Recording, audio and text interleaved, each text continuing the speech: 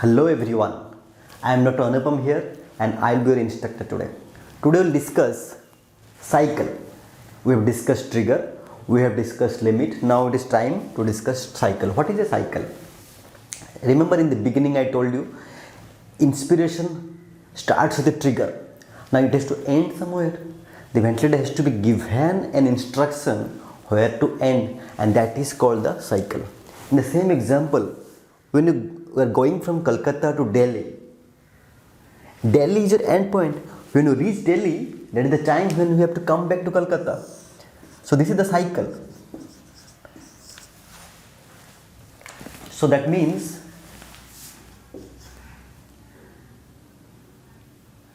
signal that changes inspiration to expiration. In other word, it can be defined as the opposite of trigger. In one sense, trigger starts the inspiration and cycle ends the inspiration. So the ventilator has to be given a signal when to end the breath. So we'll discuss two types of cycle that is most commonly used. One is called volume cycle. So the volume control ventilation is usually volume cycle. In most of the books you will find it. But actually if you see, this is time cycle. How? Because tidal volume is equal to flow into inspiratory time. So in volume control ventilation we will discuss in detail later. The tidal volume is fixed, the flow is fixed, so time is automatically fixed. So whatever is volume cycle, that means it is time cycle also.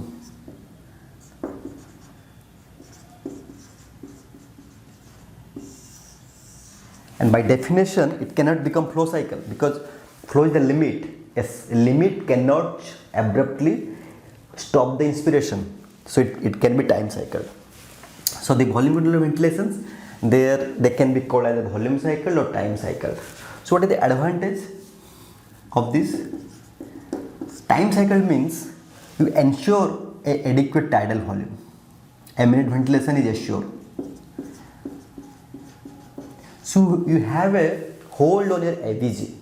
For example, in hypercarbonic acidosis, if you want to change the carbon dioxide level to a certain level in certain time, volume cycle is or time cycle is the one to choose, because it will ensure you have adequate tidal volume, adequate minute ventilation. Correct. And the second thing is, it does not change with change in compliance or resistance. So that, what does that mean? It means two things. The advantage of this is, again, you assure a minute ventilation, and the disadvantage is it can produce barotrauma, it can produce volutrauma. Correct. So the third thing is, another disadvantage is desynchrony. What will happen if you have set a prolonged inspiratory time? Two things can happen. The lung can become over distended. There can be barotrauma, volutrauma. Second, the patient can try to exhale at the end of expiration, the end of inspiration, producing a typical scoop pattern in the flow form, like this.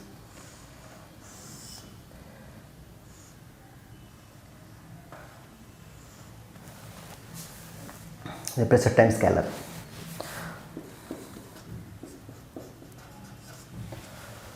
So this kind of desynchrony can be there if you have set the inspiratory time inappropriately. Correct.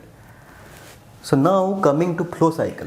What is a flow cycle? Flow cycle is usually you find in pressure support ventilation. So that there is a predetermined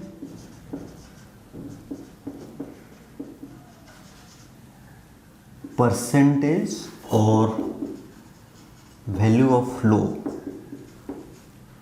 at which inspiration will cycle to expiration.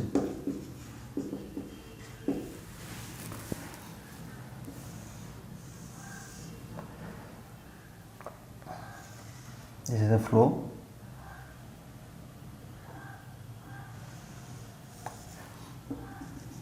If this is 100%, if you have set up, let's say 25%, then when the flow becomes 25% of the peak flow, this is the peak flow. When the flow becomes 25% of the peak flow, it is at this time only it will cycle to acceleration. Right? What is the advantage of it? Advantage is this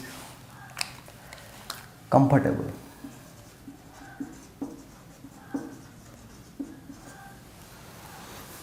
And it is limited by change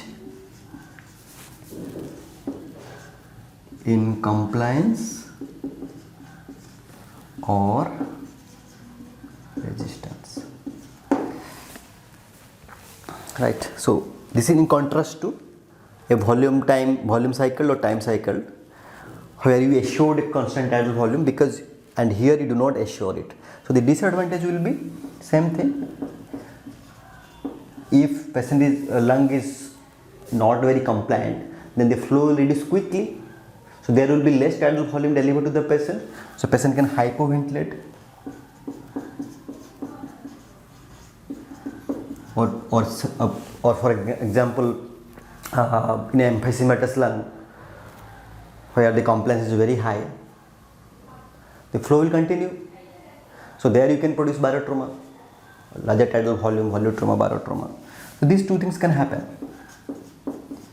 So in those patients, you have to be very careful while setting the cycle.